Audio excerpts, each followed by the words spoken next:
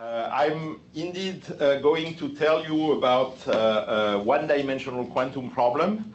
I think, given the audience, I tried to give you a general introduction on both the philosophy and maybe a little bit the methods that we are using to solve these one-dimensional quantum problems, rather than focus on giving you one very particular physical result. We'll cover, of course, several things. And of course, we are not running a marathon, so feel free to interrupt me at any time, ask any question you want, and what will be covered, what won't be covered, we'll cover it at the next visit. I certainly looking forward to this. The people who did the work, this is the group in its actual incarnation, so I will tell you about the work of many people, but in particular Sebastian Grechner, who is here, Charles Bardin, Michele Filippone, and also Noam Kestin and Shintaro Takayoshi, and many of the work we did on one-dimensional systems were actually in collaborations with either other theoretical groups, too many to name all of them here, but also fantastic experimental groups, in particular the group of the late Claude Berthier on NMR, and several very distinguished neutronist people. And also on the cold atom side, we had the good fortune to collaborate with, again, many theoretical groups, and also several experimentalist groups, both in Florence, in Munich, and ETH, and now EPFM. Okay, so this is a crowd which already knows one-dimensional systems. Hey, Chandra. This is a crowd which knows already one-dimensional system, but let me give you my 101 introduction on why 1D. Well, among quantum systems, when you look at interacting particles in high dimension, you know that there is a concept which is the Fermi liquid theory, which says, in short, that you can essentially ignore the interaction most of the time between quantum interacting particles, because what you have to do is to dress one particle accordingly, and it's very often not easy to find how to dress the particle. But at the end of the day, this dressed particle behaves more or less like an individual particle, and everything is nice and well. You renormalize the mass here, you renormalize the velocity there, and then you're set. Well, in one dimension, you're, I would say, the further away from this fixed point or this description, because if you have queued to go to a movie or for lunch, you know, in 1D, if you have interactions, no individual motion is possible. You will get this particle which will push this one, which will push this one, and so on and so forth. So every individual motion is immediately transformed into a collective one. So the very notion of quasi-particle, Landau quasi-particle, or so on, does not exist in one dimension, and one must rethink the whole physics. So this is perhaps very easily the most, let's say, distant from a non-interacting system that you can find. This is another example that I'm sure if you commute via the Holland Tunnel or something like this, you've experienced. If you want to behave as an individual, you need extra dimensions to be able to pass, otherwise you're moving with the flow. On the theoretical level, and this is probably more in phase with this talk, very often the way we work in high dimension is to assume that there is some level of order, that, for example, if we have a bosonic wave function, the phase of the wave function is fixed. This is what we call a superfluid, and then we work by perturbation or some expansion around this order. But in 1D, again, it doesn't work. The level of quantum fluctuations, not to mention even thermal fluctuation, is such that you cannot break continuous symmetry, and so on and so forth, even at t equals 0. So most of the methods that we know and love in high dimension, like mean field theory and so on, you can take them directly and put them in the trash can, and you need to reinvent a new set of methods. So both from the methodologic point of view and from the physics point of view, this is sort of the most exotic world that you can find compared to the non-interacting or the mean field work. On a practical side, there are several systems which are very well described by one-dimensional theory. It's a urban legend to imagine that this is just the realm of the physicist. This is something which is deeply rooted in experiment now. But I would say recently, people have realized that there are many ways, many interesting ways to get physics in one dimension. And I think one of the first time that people really realized that there is very interesting physics that can happen at the edge of a material was Bert Alprin for the quantum Hall effect, where you can get a material which is, let's say, two-dimensional, higher dimensional, but which is boring in the bulk, because here lambda level gives you an incompressible material.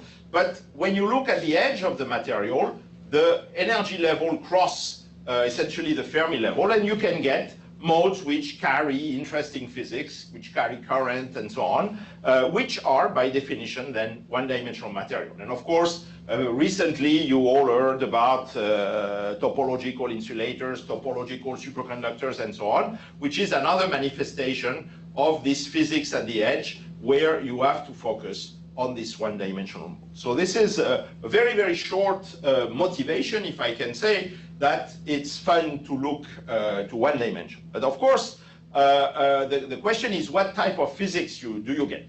And here, let me give you a very brief summary of what is the physics of a plain, vanilla, very simple, one-dimensional interacting system. So think 1D bosons plus a repulsion between the bosons, or think Hubbard model, let's say fermions with either spins or even spinless, but then you need a nearest neighbor interaction that will interact. And most of these materials share the same physics, which is very different from what you get in higher dimension, which would be, let's say, Fermi liquid theory, and goes by the name of Tomonaga-Luttinger liquid. And just like Fermi liquid were invented by Landau, Tomonaga-Luttinger liquid were invented by Haldane, so they should be called Haldane liquids, but okay.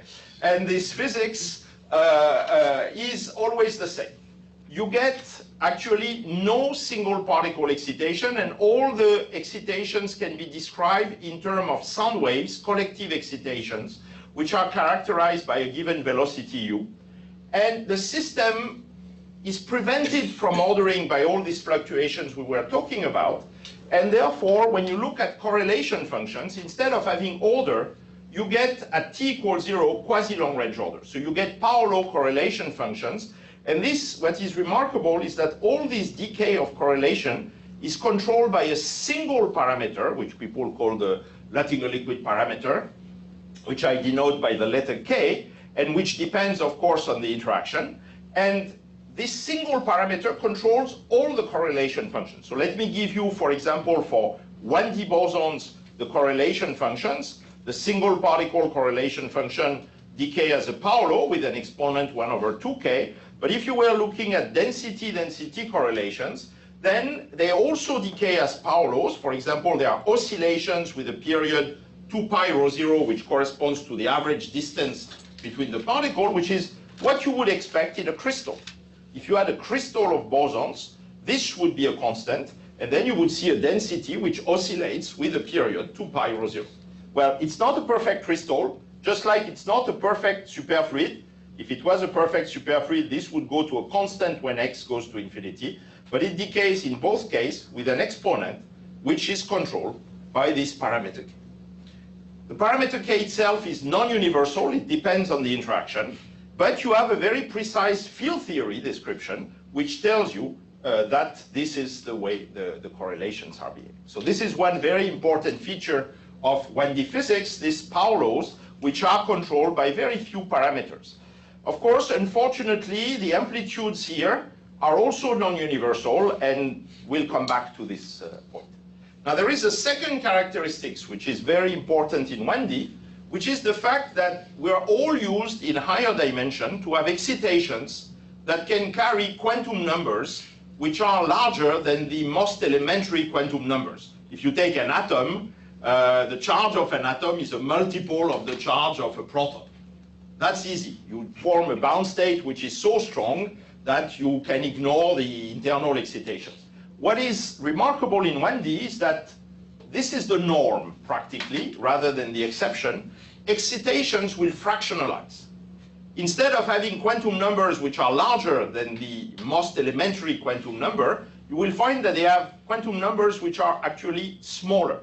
Let me give you an example. Imagine you have a spin chain which is described by an Heisenberg Hamiltonian like this. So let's caricature it by an antiferromagnet, up, down, up, down, up, down. Normally, the most elementary excitation you're able to do is to flip one spin.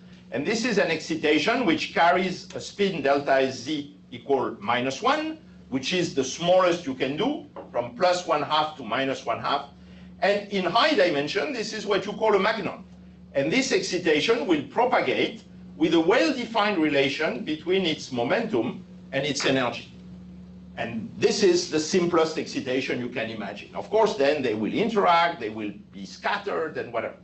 But in 1D, this is not what happened. If you try to do the same excitation, and you apply the Heisenberg Hamiltonian on the neighboring spins, let's see what happens. You flip these two spins, you flip these two spins, and if I continue a little bit like this, you notice that after a while, the magnon has completely disappeared. You get down, up, down, up, down, up, down, up. You get a very nice antiferromagnetic chain, except that at this place, you get two spin down, which are close to each other. And it's easy to check, or maybe not so easy, but it can be checked, that this excitation actually carries a quantum number, which is delta S equal 1/2, which normally should be impossible. But because it's a non-local excitation, which actually is a soliton in the phase of the spin chain, this is possible, and you can say that the magnon has fractionalized into two of these excitation, which people call spin-ons, and which will carry a quantum number which is smaller than the elementary quantum number you would expect. In high dimension, you can get things like this, like Laughlin quasi-particles for the fractional quantum Hall effect, which carry a charge, let's say 1/3. This happens, but this is the exception. Most of the time, you get quantum numbers which are the charge of the electron or the spin of the electron or something like this. In 1D, it's the norm. And what is even better, this excitation have a topological nature. Because here, the phase of the spin chain is untouched. Here, the phase of the spin chain has been changed by a factor of pi, which means that if you measure the difference of the phase between this end of the system and this end of the system, it's quantized and carries a topological index. So again, if you want to have a very sort of caricature of the 1D world, power laws, fractionalization of excitation, and topological excitations. And this is a wonderful world, but as you see, it's not Kansas anymore, if I can quote a famous movie, and it's very different from a standard Fermi liquid. The other thing is because the magnon, for example, has decomposed into two spin-ons, you will very easily get continuum of excitations because you can spread, for example, the momentum between the two excitations, and therefore, instead of having a very nice, well-defined energy-momentum relation, you have now a continuum for excitation. So here would be the continuum of excitations that you would get by trying to create a spin excitation as a function of its momentum into a spin chain. All these states are actually a load in energy. Okay, now, how do we treat? As I said, if we want to treat, we cannot use the standard toolbox that we have normally in high dimension. So there are various techniques. One of the most ancient and well-known technique is the so-called Bethe-Ansatz, which consists in solving exactly the problem. And this is a remarkable technique. I won't discuss it too much during this talk for various reasons. The first one, it's limited to a very restricted set of models, but a very useful set of models, contrarily to what one can imagine. Some of the results were obtained first by this technique, which is remarkable. And second, it took a long time to obtain more than just to know that the model is exactly solvable. So this is something which is remarkable, that what you know from this technique is that you can solve exactly the model, but you don't know the solution. Then if you work 20 years, you get the solution for a finite number of particles. Then if you work for 40 years, you get the thermodynamics, and if you work for 60 years, you can get the correlations. And very recently, for both the Bose system with contact interaction and the XXZ chain, the correlations could be computed, which is a remarkable fact. And this technique is very useful. I don't want to cheat the people too much. No, it's a very useful technique, but for question of times, I won't discuss it. So let me discuss actually two of the techniques. The first one is a field theory description. You all played with field theory. And field theory is fantastic because it ignores, in a way, the microscopic details of the Hamiltonian and try to give you something which is valid at long distance, large time, low energy. And this is, of course, an asset. In 1D, this technique has a name. It's called bosonization. I won't describe the technique itself at all. I can recommend you a very good book on the subject. But I just want to tell you that using this field theory, you can obtain the type of correlation functions that I showed you here. This is the way out of the field theory that you obtain this type of things. As I said, you don't know what are the parameters k, you don't know what is the velocity u, you don't know what are the amplitudes you should put in your correlation functions, but you have very specific predictions. Like, for example, this decays as a power law, and the exponent here is exactly the inverse of the exponent you would get if you measure the density-density correlation function. So this is a highly non-trivial prediction that you can in principle test. You can, of course, use experiments to extract this exponent and then use it to predict another experiment. So you can use it like any other field theory, nonlinear sigma model, things extracted from RG, and so on and so forth.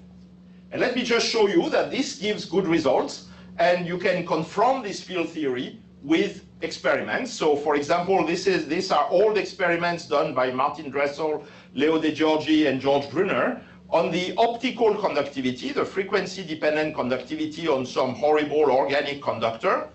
And you see that here, the conductivity decreases as a function of frequency in a weird way. And if you take the field theory of the 1D Hubbard model or extended Hubbard model, which is supposed to describe this material, what you find is a power law of the frequency for frequency above a certain cutoff here. And lo and behold, when you compare with experiment, what you find is that indeed, over more than a decade, the conductivity in this material decreases as a power law. And this puts you in good point to say that this is because the material has this Tomonaga-Luttinger liquid property. But of course, in this, for example, the exponent is a fitting adjustable parameter. You don't know what the exponent should be. So, of course, you have to say, now I should take this exponent and maybe take another experiment and see if I can get consistent results. And it's not so easy.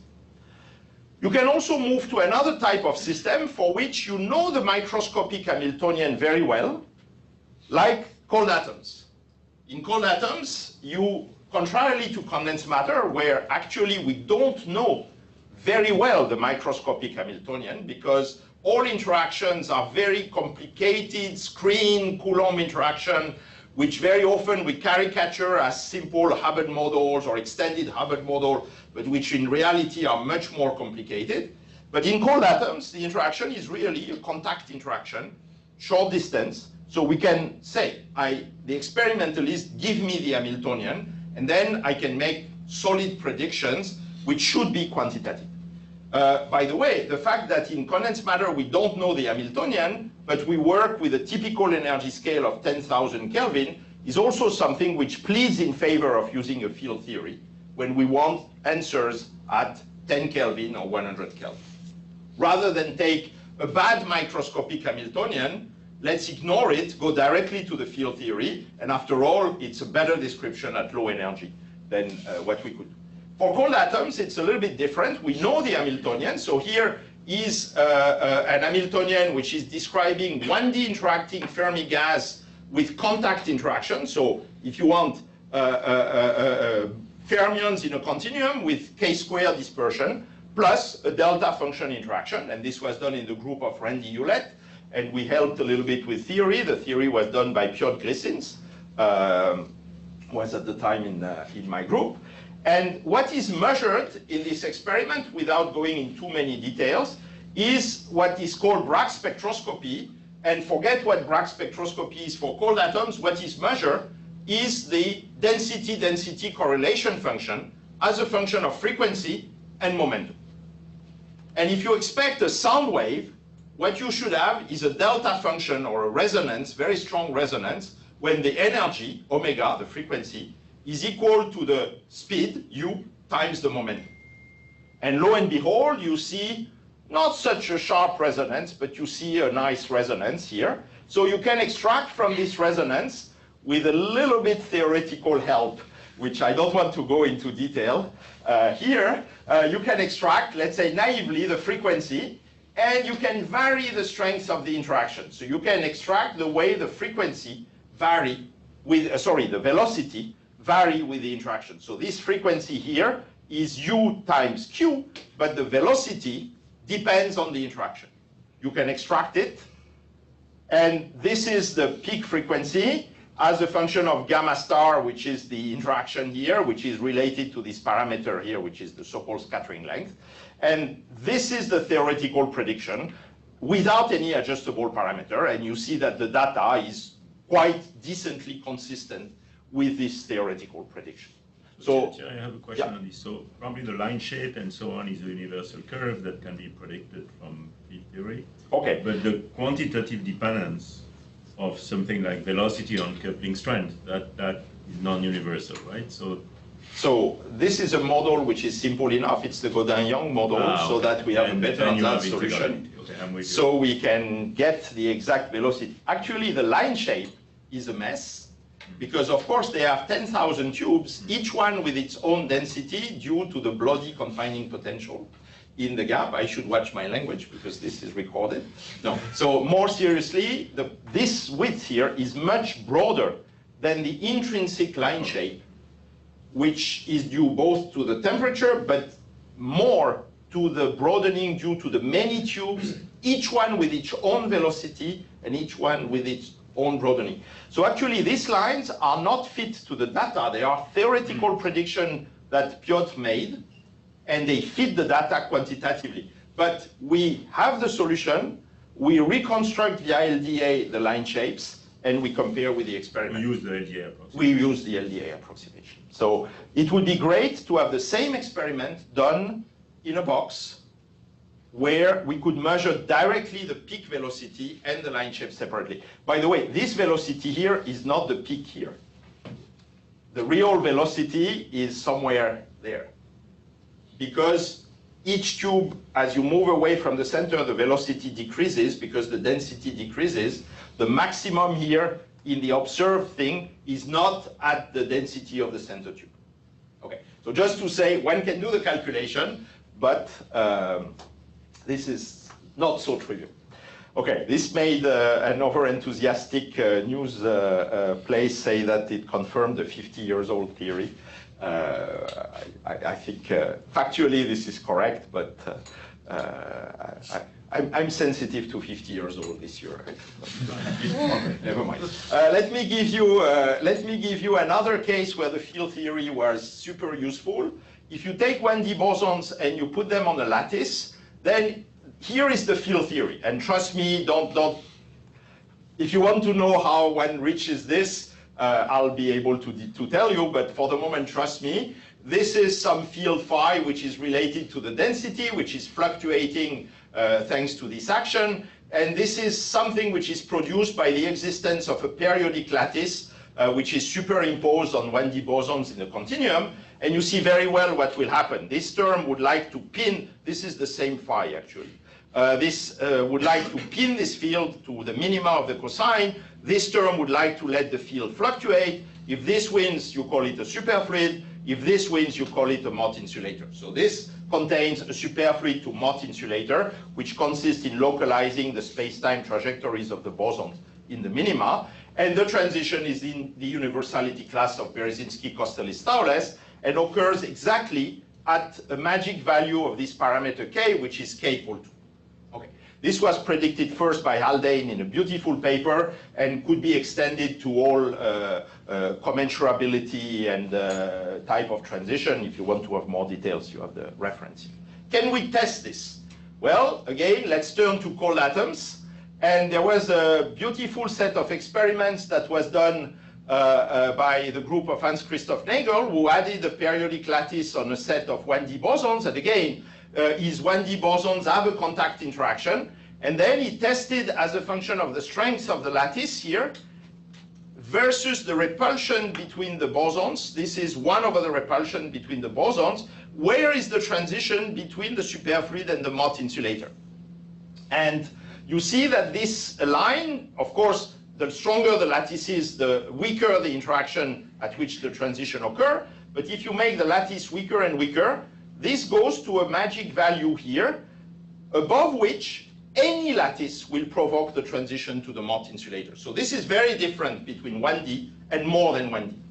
Actually, there is a set of more precise experiments that were done in the group of Giovanni Modugno in Florence. And theory was done actually, is he around? Yes, he's here. So you can ask all the questions about the theory here because he's the one responsible for it, which was done in the group of Laurent Sanchez Palencia. The experiment was more precise than the one of Hans Christoph Nagel. And what is remarkable, so you see essentially the same thing, that everything accumulates here to this magic point. And because we know very precisely the Hamiltonian, we can relate also very precisely by a trick I will describe later, the interaction to the parameter k. And lo and behold, it corresponds exactly to k equal 2. So if you want, this is a direct proof of the universality of the Kostelis-Staurless phase transition and the magic value at which the Kostelis phase transition is occurring. Okay, but the field theory is very nice, but it has a lot of limitations. The first limitation is that it's only asymptotically true. It's for distance larger than some microscopic cutoff, lattice spacing. It's for time much larger than a microscopic time, inverse bandwidth. And it's for temperature much smaller than, again, the bandwidth and so on. As I said, if you don't know the microscopic Hamiltonian, in any case, there is not much more you can do. What is worse is that the amplitudes and Tomonaga-Lottinger liquid parameter are unknown. But there are many systems for one would like to have more. As I showed, we can have cold atoms for which the Hamiltonian is known very precisely. And as I will show you, if you will look at quantum spin chain, this is also something which is happening. There is an interest, for reasons that I will detail later, of looking at small exchange spin chain. So if the exchange is 1000 Kelvin, you're very easily, with an experiment at 1 Kelvin, very low.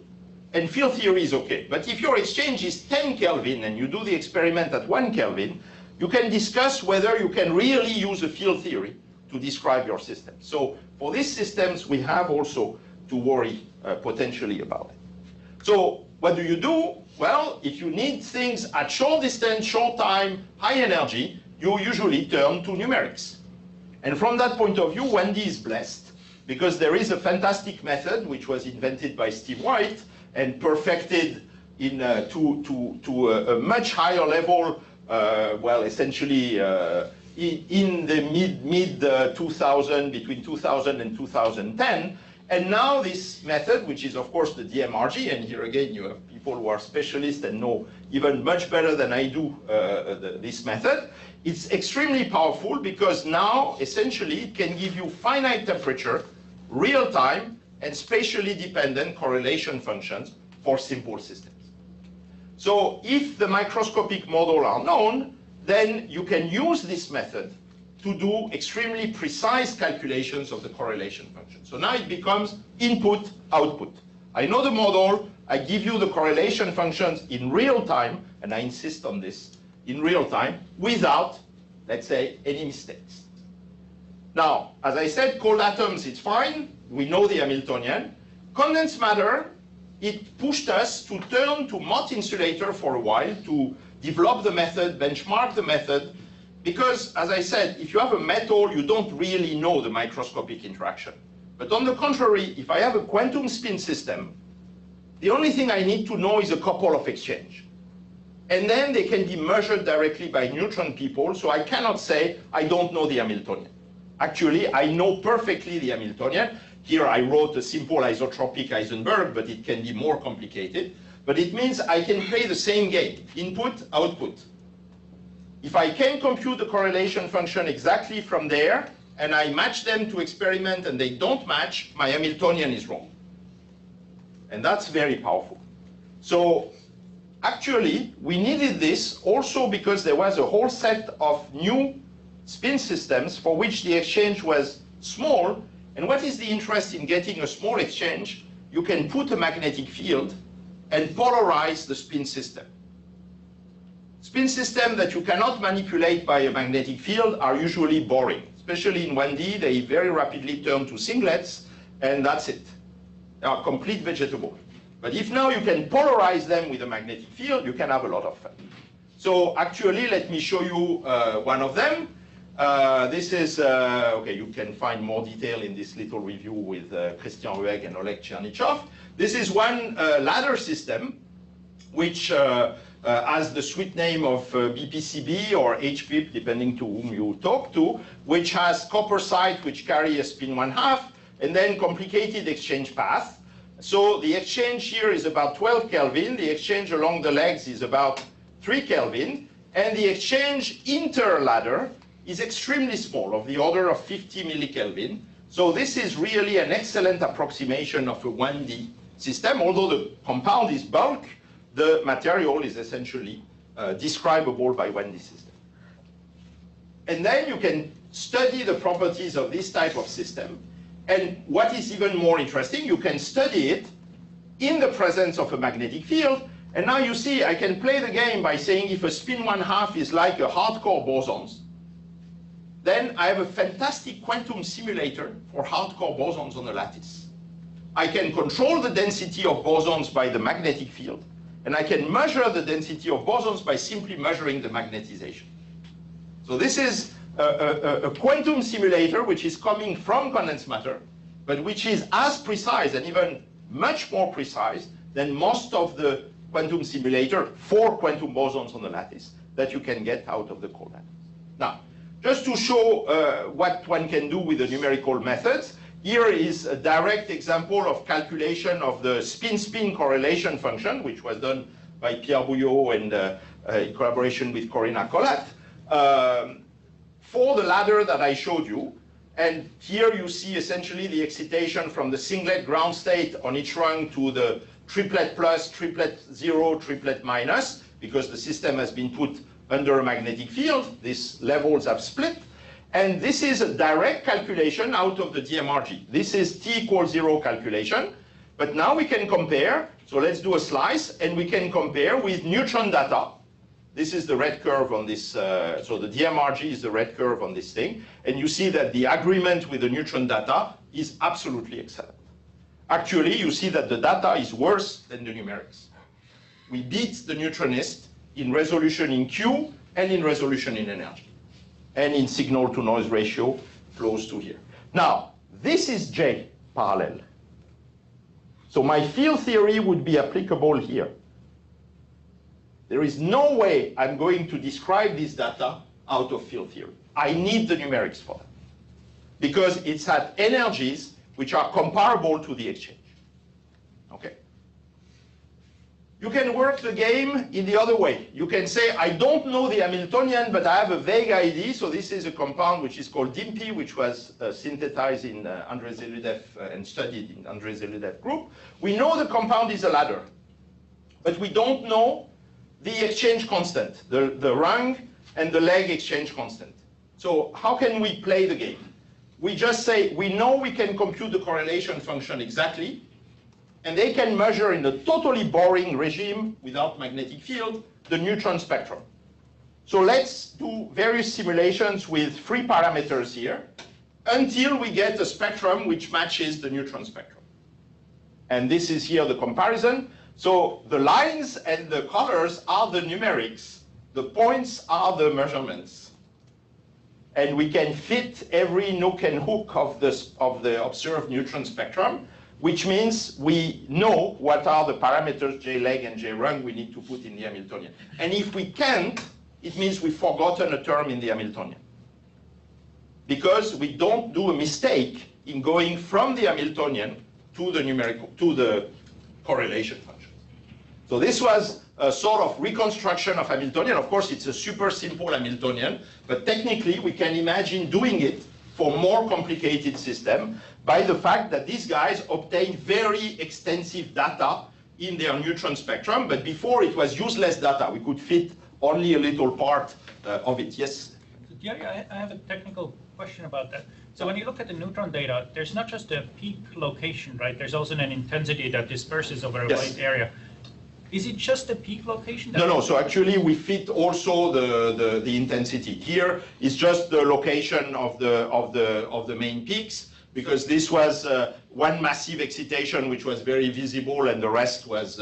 But as I showed, we can also give. Here in the slice, you see that we fit also the intensity. You will see other. So this is the intensity at the peak location. So here it was on this image. It's just the.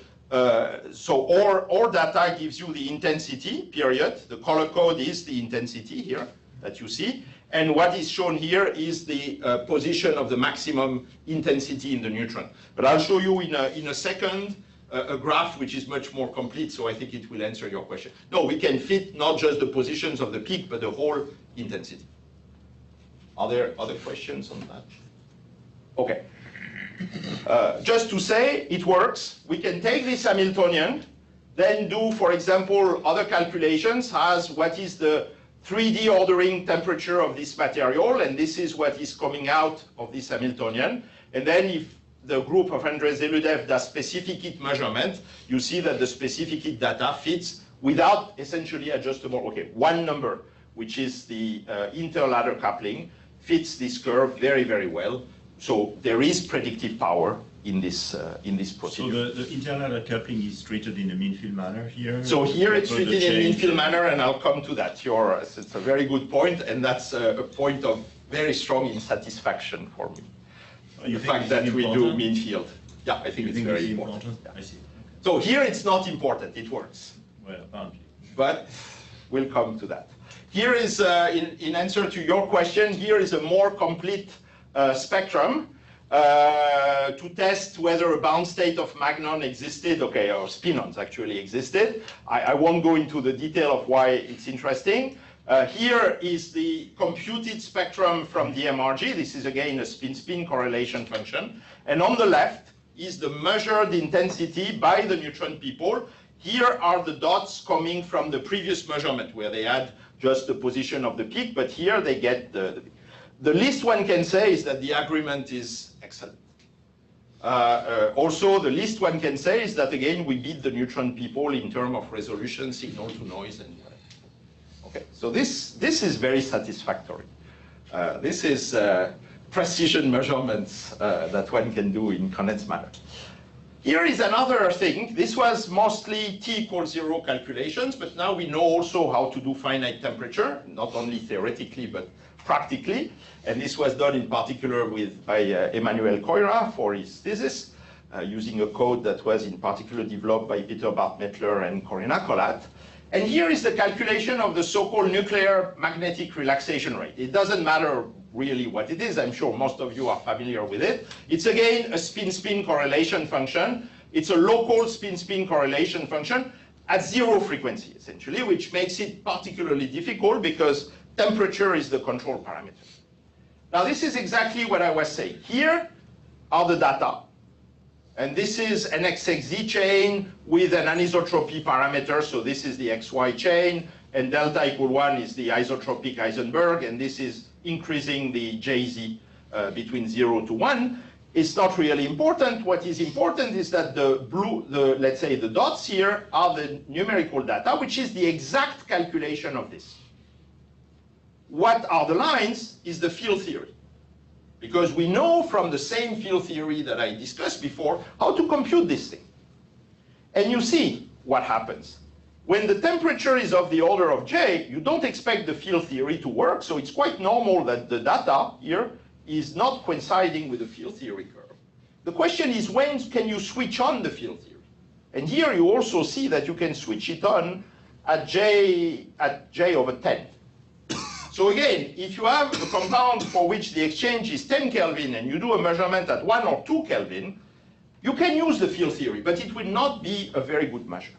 So it just shows you that at least for a large number of temperature and frequencies, it's very powerful to have this direct calculation of the correlation function. It also shows you that if you try to go there, you're dead. The error bars go very high, numerics will blow up in your face. So the question is, can we get the best of both worlds? Thierry, what's going on with the delta equal 1? Or delta equal 1, it should saturate to a finite value. So that's consistent. And there are some things that I don't want to say about this. There is no field theory there. No, there is a field theory there. It's not on the plot. No, it's not on the plot. We didn't put it for good reasons that I can tell. Well, there are logarithmic corrections that should be included, and so on and so forth. And doing a serious job with a field theory with a logarithmic correction is a problem. The other problem is that we cannot take the limit omega goes to 0, because if you do that, the NMR time diverges. You should keep the frequency finite. And I can explain why. But because there is some power law in the coordinate. No, because actually in 1D you're polluted by excitation from the bottom of the band or the top of the band for which the density of state is singular. This correlation have a weight which is exponential of minus beta j and multiplied by log of j divided by the nuclear frequency. But if you set the nuclear frequency to 0 at finite temperature, you're dead. So, okay, but let me skip that. So, can we get the best of both worlds? And I should hurry. Numerics, yes. We can either use it to compute directly the correlation function, but we can also use it to give all the non-universal parameters that I told you were impossible to obtain from the field theory. Well, you can get them from the numerics. And I don't want to go in the detail on the method on how you do it. Some of them were proposed directly by Duncan Haldane for the parameter u and k. You just compute two quantities. You match the numerics with their expression in terms of u and k, and bingo, you have u and k. For the amplitudes, it's a little bit more complicated. You need the short distance behavior of the correlation function. You have also exact Bethe-Ansatz expressions that were derived by Lukyanov and Zamolodchikov. But the main message is that you can get these parameters out of the numerics. So the ideal thing is to use the numerics brute force at short distance, short time, and then switch on with an essentially exact field theory, because you've put the right parameters in it, as soon as you exceed the capacity of the numerics. And this allows you to get an essentially exact Tomonaga-Oettinger liquid description. In a more general sense, the numerics provides, if you want, also quantitative answers. And the field theory, in any case, will give you maybe more inkling on the understanding of the phenomenon. So let me just show you an example for the BPCB compound that I showed before. Here are the Oettinger parameters computed as a function of the magnetic field. These are the red curves. This is the velocity here as a function of the magnetic field. This is the Oettinger parameter, starting from 1, decreasing, going up. Doesn't matter what the curve is. Forget the green curve. There are some approximate method. Just to show you we can compute it. Then you can take these parameters, you can inject them in the analytical correlation function. Here is the expression for the relaxation time, which is d gamma function, some power law, blah, blah. But you know now this parameter, you know the amplitudes here because you have computed them from the numerics. So you can use this expression in a regime of temperature where the numeric would not allow you to go directly. And then you can also do, as Antoine was saying, the mean field expression of the susceptibility to get the, this is the field theory expression of the 1D susceptibility, which you use in an RPA expression to get the TC to an ordered phase. And again, you know all the things except the interladder coupling, which you use as a parameter. Does it work? Well, pretty well. So let's compare this with NMR data obtained by Martin Klenschek and in the group of Claude Berthier. This is the nuclear relaxation rate. There is not a single adjustable parameter. The round are the data points. The red curve is the Tomonaga-Oettinger liquid description. We could not have computed this curve directly by brute force from the numerics.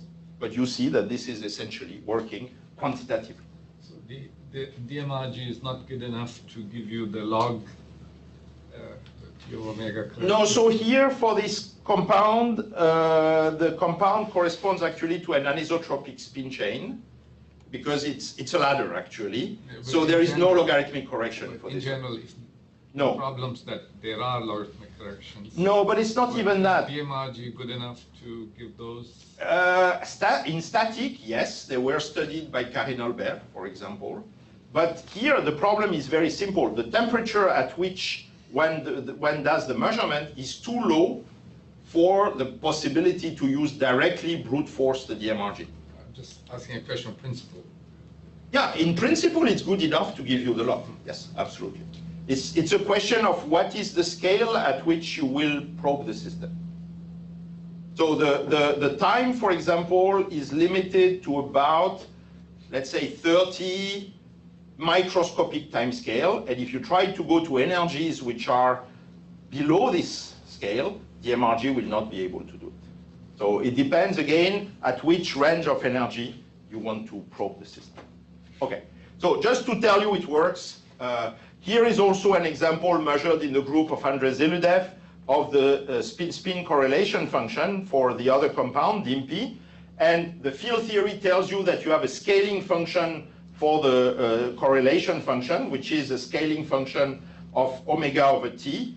And again, normally this is a scaling function which depends on parameters we don't know, which are these exponents. But here we know very well what is the Tomonaga-Luttinger liquid exponent and so on. And you can see that, again, the data fits the theory extremely well.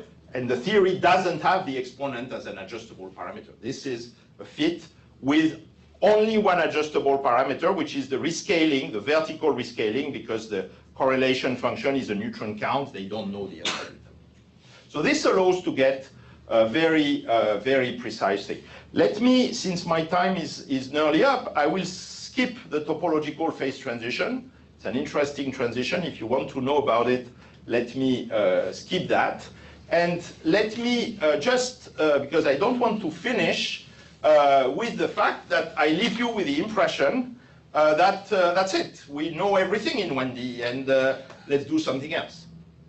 Because after all, I just tried to do my best to convince you that we have now an essentially exact description of 1D material. And is it the end of the story? Well, obviously no. We are now in a position to attack more complicated problems. And for me, it's a little bit the same thing than if you said in the, 60s, Fermi liquid theory solved everything. And then you realize that you have superconductivity, which would not exist if you had to worry about the Coulomb interaction in any serious way. You have giant magnetoresistance, you have charge density waves, you have everything else.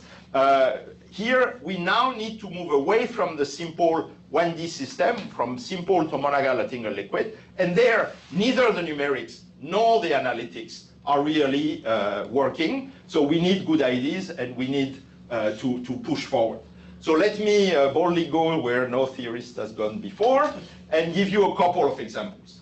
So, of course, we can look at more complicated 1D systems. And here I will not show any example, but just to mention one, disorder. It's nice and well if you do a 1 month calculation to get the correlation. This is the typical time that is needed to get the data that I showed you. But if now you have to average over 1,000 disorder configurations, it's not 1 month, it's 1,000 months, and it starts to be a little bit long. And you want to find another method, and we don't have a better method.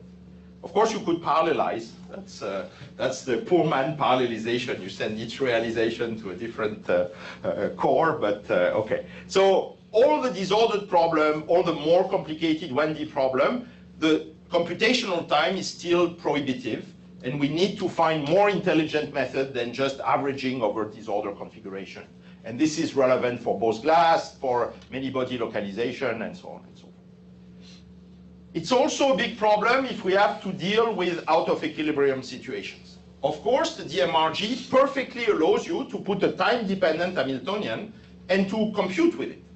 But in practice, as I was saying, the time is limited to 30, 40 microscopic time scale. And of course, it's not a serious number, but more like a rule of thumb that corresponds to, I would say, my personal experience in the field. And if you need to study something in long time or whatever, then it becomes really, really difficult. Let me show you a couple of examples. Here is a cold atom realization of a 1D contact here with a periodic structure that has been superimposed by light, which is between two reservoirs, which was done in the group of Tillman-Esslinger. This is Martin Lebras.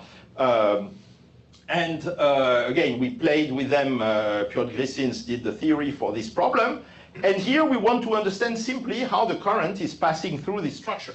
So we did it semi-analytically, and it allows us to make good prediction on, or decent prediction on, how the conductance should vary with the gate potential here, the control, let's say, which control the density in this channel. But we don't have any precision calculation, and certainly none coming from the numerics, of discharge of this reservoir through this one-dimensional structure, and that would be extremely useful. What would be even more useful is to be able to combine the analytic things that we control with, again, the numerics, the same way we were able to do it for the static, but we don't know how to do it. More recently, we looked at the Hall effect, which is, I think, a very interesting and important question, and with Antoine, we committed a certain number of papers on the subject, which sounds to be a very simple question.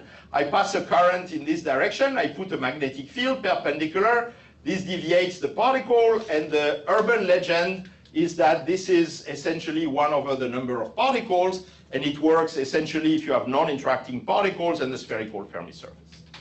If you have non-interacting particle, we have all this very nice Thouless-Komoto formula, which relates this to Chern numbers and things like this. But as soon as there are interactions, everything goes through the window. And so here, we try what we can. Analytically, it's a very hard problem, and I don't want to discuss in detail why. Numerically, it's also a very hard problem, because if you want to do it, for example, for a ladder system, you have to pass a current in the system, and Giamarchi is very unhappy when you have periodic boundary condition, and if you don't put periodic boundary condition, then your current will crash at the end, and computing your Hall effect is a difficult proposition. So Sebastian Grechner did a fantastic job. He was able to do it with a transient current, and you see that here the Hall effect converges reasonably well for the parameters we used to a value before we start having worries about the edge. But this is a problem, and we don't know really how to solve it in all generality. We did some comparison with periodic boundary conditions, but for much shorter system size, and so far this procedure seems to coincide. The symbols here are periodic boundary condition, the line are the open boundary condition, but this is an open problem. We don't know, and we don't know how to merge the numerics with some analytic description. It's very difficult at that stage. And of course, last but not least, let's go back to higher dimension. We have this very controlled solution in 1D, but we would like to now embed this 1D world into a higher dimension. One way to do it is to have a 1D system plus a quantum mass. Let me give you an example, a superconducting wire, but which is coupled to a two-dimensional metal, which can exchange electrons and Cooper pairs with the metal. Where they dissociate, they are reinjected. We have some semi-analytical description, but to do it more completely is a very difficult issue.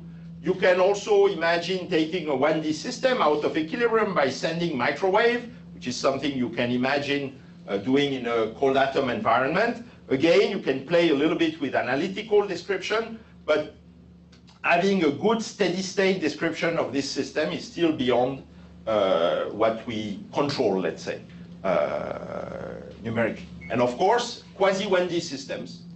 At the end of the day, we would like to go back to how does one go from the 1D physics to the 3D physics. And of course, for many chains, if I take spin systems, the answer is to use mean field description. And as you saw, we did it, we used it. It's very nice. You do RPA. So you have a very simple formula. This is the 3D susceptibility. And we know how to compute this exactly, so we just need to correct, and lo and behold, everything works. Up to a point. It works very well. Let me show you, for example, here for the compound I didn't show, Bakovo. Actually, because of the other chain, the spin-on excitation get confined. And if we use this mean field description, here is the spin-spin correlation we get. You see that you get all this resonance, which correspond to the confinement of spin-on. It's like bound state in an hydrogen atom. you get all the energy levels. And this is the numerics. This is the numerics plus experiment. So we have a fantastic agreement between numerics and experiment. So that's it, we are fixed. Well, let's do something different, which was done by Dominique Blosser in the group of André Zeledev and Noam Kesta in my group on the theoretical side. Let's measure a quantum spin chain for a magic magnetic field at saturation. Why? Because just at saturation you get a different quantum critical theory with a conformal, with a z equal 2, and it's nice and we would like to test it. Here is the neutron. No problem. Let's do DMRG and then let's do the RPA. Well, no problem. The only problem, at which magnetic field should I do the DMRG? Because if you take the mean field magnetic field, which corresponds to saturation of the chain, it's not the experimental one. And you can compute it exactly, and it's not the good one. So now you can play. You can either put the experimental magnetic field, or you can put a magnetic field which would ensure that your 1D system has actually the magnetization of your real experimental system. And you see that none of this thing gives perfect agreement with experiment, and if you do the two things with the DMRG, you get very different spectra. So again, it depends what you want. There are cases where it works, but there are cases where this mean field approximation is grossly inadequate. And we can fix it ad hoc. Here, this sounds to be like the right answer, if I compare with the numerics. But we are so good control in 1D that it's heartbreaking that we cannot do a better job. And how to fix it more seriously, this is, I think, a completely open question. And this is the type of question which, of course, should open us the way to the larger dimensional world. Needless to say, for fermions, it's even worse. And there are compounds, like the organic compounds that I showed already before, the one of the optical conductivity, for which are made of many 1D chains, and for which this is something which is a relevant question. I just want to point out these compounds have superconducting phase, which we don't understand at all. So we would like to be able to describe them.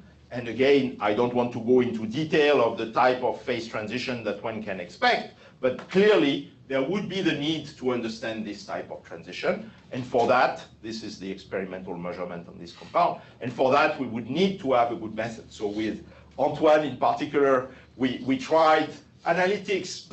One needs a good ID. We don't have one for the moment. One can try to do cluster DMFT, where the cluster is a single chain, and then treat the rest of the world as a bath for the DMFT. So we played this game together with Antoine and Silke Biermann, Sascha Lichtenstein, and more recently with Christophe Berthaud. It has also its own limitations. I'm sure with the new technology of cluster DMFT, maybe this would be worth to have a new go at this problem. We tried also to move from the DMRG. I won't tell much more on that. I just want to say that to try to address this issue, we tried to develop in collaboration with Matthias Streuer's group and Frédéric Millat's group in Lausanne. There was a project in Swiss landscape, massively parallelized DMRG codes. And the person you should really interview on this is Adrien Cantillon. And we are trying to play with these codes to see from the 1D limit we can address this issue. Okay, so my time is up. Let me conclude. So I wanted to tell you that we have now very efficient and precise method for simple 1D system, which give us essentially an exact answer. And the take-home message is that the right strategy is to always combine the numerics with the analytics. Numerics alone is not good enough. Analytics alone is not good enough, but together they are really invincible. And I'm highly convinced that if one had the same possibility to do this in 2D or 3D, it would be a very nice breakthrough. Of course, there we would need to know the good field theory. We have good quantitative agreement, and the emphasis is on quantitative, both in cold atom and quantum spin systems. And one thing I didn't have the time to tell you, there are very interesting topological transitions in 1D that are now revealed experimentally and one can explore in quantum spin systems. And of course, the place where it doesn't work and where the action is again, having good analytical and numerical theories for out-of-equilibrium system or disordered systems. Systems coupled to external environment, it can be a self-consistent bath, but it can be also a real bath that one can put. Gesundheit. And there is the difficulty, and when I say difficulty, it's an understatement, to treat quasi-1D systems, even spin systems. One doesn't need to go to fermions, simple spin systems, beyond the mean field theory and the RPA, and that's really at the heart of being able to make the connection between the beautiful 1D physics and the beautiful 2D or 3D physics. And on that, I stop, and I thank you for your attention.